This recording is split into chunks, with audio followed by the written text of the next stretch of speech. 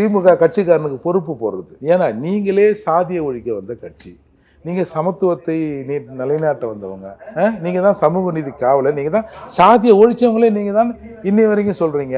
எங்களால் தான், நாங்கள் திராவிட இயக்கம் இல்லைன்னா உங்களுக்கு கோமணத்தை எடுத்து கொடுத்தது, பேண்ட் எடுத்து கொடுத்தது, சட்டை எடுத்து கொடுத்தது நாங்கள் தான் சொல்கிறீங்க. சரி, அப்படி இருக்கிற நீங்கள் திமுகவில் எதுக்கு ஆதிராவிட நலக்குழு தனியாக ஒன்று வச்சு அங்கே இந்த பட்டியல் சமூகத்துக்காரனுக்கு போஸ்டிங் போடுறீங்க? இதில் ஒரு முரண் இருக்குது, உங்களுக்கு புரியுதா? அப்போ இவங்க சொல்கிற காரணமும் அந்த மாதிரி இருக்கக்கூடாதுன்னு. ஆனால் இந்த பள்ளிகள் எதற்காக தொடங்கப்பட்டது? இந்த தொடங்கின எவனும் இங்கே இல்லை.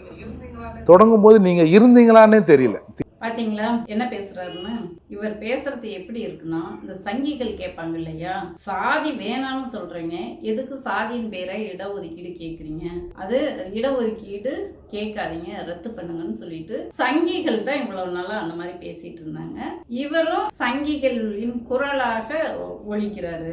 அதாவது இடஒதுக்கீடு என்பதே மேடு பள்ளமா இருக்கிறத சமன் செய்வதுதான் இடஒதுக்கீடு. அதனால உன்னை எதை வச்சு உனக்கு படிப்பு இல்லை, வேலை வாய்ப்பு இல்லைன்னு சொன்னாங்களோ, சாதியை சொல்லி உனக்கு தகுதி இல்லைன்னு சொன்னாங்க. அதனால அந்த சாதியின் பெயரால் இடஒதுக்கீடு கொடுக்கறது தான் சட்டப்படி சரி அப்படின்ட்டு அந்த சமன் பண்றதுக்காக இடஒதுக்கீடு கொடுத்தன்னு நம்ம சொல்லிட்டு இருக்கோம். ஆனா இவர் அந்த சங்கியின் குரலாகவே இவர் பேசிட்டு இருக்காரு. என்ன பேசுறாருன்னா, திமுக நீங்க சாதியை ஒழிக்கிறீங்க, நீங்க தான் பேண்ட் சட்டை, ஒரு விதத்துல பேண்ட் சட்டை நாம தான் வாங்கி கொடுத்தோன்றத ஒத்துக்கிட்டாரு. ஓகே, இப்போ வாங்கி கொடுத்தவங்கன்னு சொல்றீங்க, எதுக்கு ஆதி திராவிடர் நல குழு என்று ஒரு குழு வச்சு அவங்கள இந்த சாதிக்காரங்க என்று அடையாளப்படுத்துறீங்க அப்படின்னு சொல்லி பேசுறாரு. நம்ம இடஒதுக்கீட்டுக்கு சங்கிகளுக்கு என்ன பதில் சொன்னோமோ அதே பதில் தான் இதுக்கும் பொருத்தமான பதிலா இருக்கும். என்னன்னாக்க, அதாவது ஆதி திராவிடர் என்று அடையாளப்படுத்தி அவங்கள ஓரங்கட்டி தீண்டாமையை கடைபிடிக்கிறதுக்காக இங்க ஆதி திராவிடர் நலக்குழுன்னு ஒண்ணு கொண்டுட்டு வரல. ஏறக்குறைய 23 அணிகள் இருக்குது திமுகவுல. எல்லா அணிக்கும் பேர் என்னன்னாக்க, மகளிர் அணி, இளைஞர் அணி, நெசவாளர் அணி, மருத்துவர் அணி, பொறியாளர் அணி, இப்படித்தான் எல்லா அணிக்கும் பேர் இருக்கும்.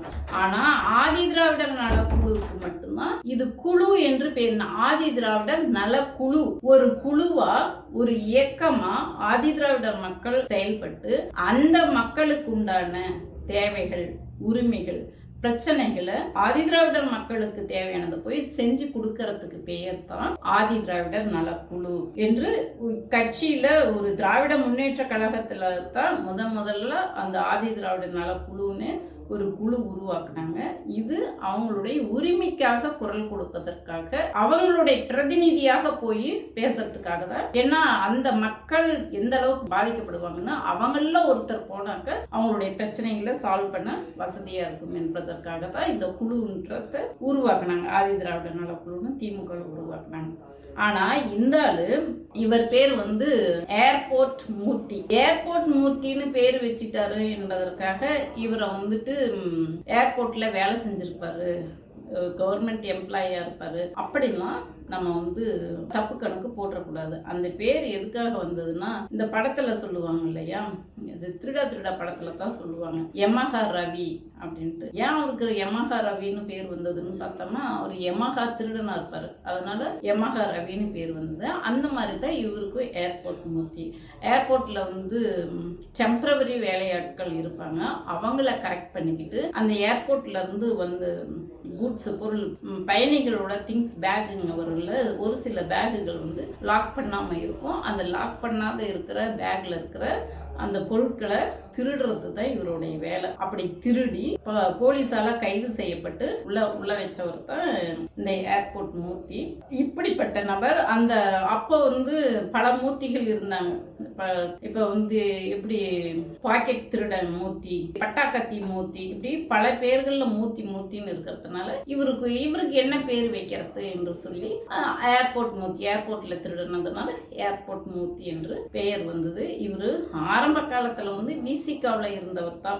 விசிகாவில் இருக்கும்போது ஆட்டோவில் வந்துட்டு போயிருப்பாரு. அப்ப வந்து ஆட்டோவுக்கு ஃபீஸ் கொடுக்க காசு இல்லாததுனால அங்க இருக்கிற நிர்வாகிகிட்ட ஆட்டோவுக்கு காசு கொடுங்கன்னு சொல்லி கெஞ்சி கேட்டு வாங்கின நபர் தான் இவரு. ஆட்டோவுக்கே ஒருத்தர்கிட்ட கேட்டு வாங்கி கொடுத்தார். அப்படி இருந்த நபர் தான் இன்னைக்கு வந்துட்டு இன்னோவா கார்ல ஒயிட் அண்ட் ஒயிட் போட்டுக்கிட்டு இன்னோவா கார்ல வந்துட்டு இருக்காரு. அவர் மனைவிக்கு ஒரு கார் வாங்கி கொடுத்து ஒரு லக்ஸுரியான வீடு, ஆடம்பரமான வீட்டு பங்களாவில் இவர் வாழ்ந்துட்டு இருக்கிறாரு. இவர் தொழில் என்னன்னு பார்த்தா இந்த திருட்டு தொழில் தான். பல கேஸ் இவர் மேல இருக்கு, பாலியல் பலாத்கார வழக்கு இருக்கு.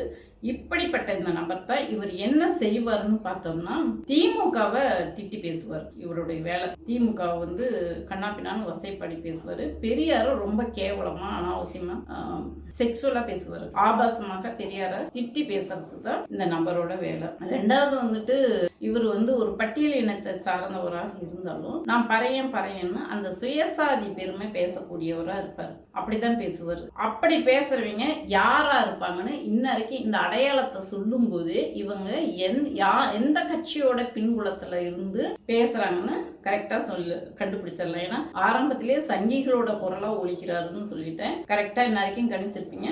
பிஜேபியோட கைக்கூலி, அவங்க கிட்ட பணத்தை வாங்கிக்கிட்டு தான் இவர் வந்து இந்த மாதிரிலாம் பேசிக்கிட்டு தரம் தாழ்ந்து பேசிட்டு இருக்காரு. அப்படி தரம் தாழ்ந்து பேசினதன் விளைவு தான் வந்துட்டு 2 நாட்களுக்கு முன்னாடி விசிகா கட்சியை சேர்ந்தவங்க நடு ரோட்ல வச்சு முத்துன்னு மொத்திட்டாங்க. இப்படிப்பட்ட நபர் தான் இன்னைக்கு வந்துட்டு திமுகவை தரம் தாழ்ந்து பேசிட்டு இருக்காரு. இவருக்கு பல்வேறு வழக்குகள் இருக்கு. இவருடைய முகநூல் போய் பாருங்க, நாகரிகமான பேச்சு இருக்காது. ஆபாசமா பேசுறது, மரியாதை இல்லாம பேசுறது, இது எல்லாம் தான் வந்துட்டு பிஜேபியோட அடையாளம். இப்படிப்பட்ட நபர்கள் தான் திராவிடத்தை வந்து விமர்சிக்கிறாங்க.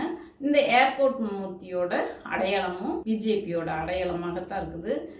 இதுல வந்து சுயசாதி பெருமை பறையன்னு சொல்லிக்கிறாங்க. அப்படின்னும் போது இந்த நபர் வந்துட்டு அவள்களோட அடிமை அவங்க அடிமை சேவகம் செய்து பிழைக்கக்கூடியவர் அப்படின்ட்டு நமக்கு மிக தெளிவாக தெரியுது. இப்படிப்பட்ட நபர்களை நம்ம தான் அடையாளம் கண்டு புறக்கணிக்கணும். இந்த ஆள்லாம் நல்லவங்க மாதிரி வாய் பேசிக்கிட்டு திராவிடத்தை விமர்சிக்கணும்னாக்க இந்த ஆளு வெளியே விற்கவே கூடாது. ஏன்னா திருமாவளவன் அண்ணனை அவ்வளோ தரந்து பேசியிருப்பாரு. இவர் மேல முதல்ல கேஸ் போட்டு உள்ள தள்ளணும். சாதிய பேரை சொல்லி பேசுவார். இப்ப எனக்கு கூட கமெண்ட்ல வந்து கேட்பாங்க. நான் வந்து சாதி ஒழிப்பு குறித்து பல காணொலிகள் பண்ணியிருப்பேன், நீங்க பார்த்துருப்பீங்க. வந்து கமெண்ட்ல வந்து கேட்பாங்க, நீ முதல்ல என்ன சாதின்னு சொல்லிட்டு பேசு, உன் வீட்டுக்கார என்ன சாதி அப்படின்னு சொல்லிட்டு பேசணும் வந்து கமெண்ட்ல நிறைய பேர் கேட்பாங்க. நான் வந்து சாதி பேரை சொல்ல பயந்துகிட்டு ஒன்றும் நாங்க வந்து சொல்லாம இல்லை. எங்களுக்கு சாதி வந்து அடையாளமா இருக்கக்கூடாது. சாதி அற்றவர்கள் நாங்க. அதனால சாதி பேரை சொல்லாம நாங்க வந்து சாதி அற்றவர்களாக இருக்கிறோம்.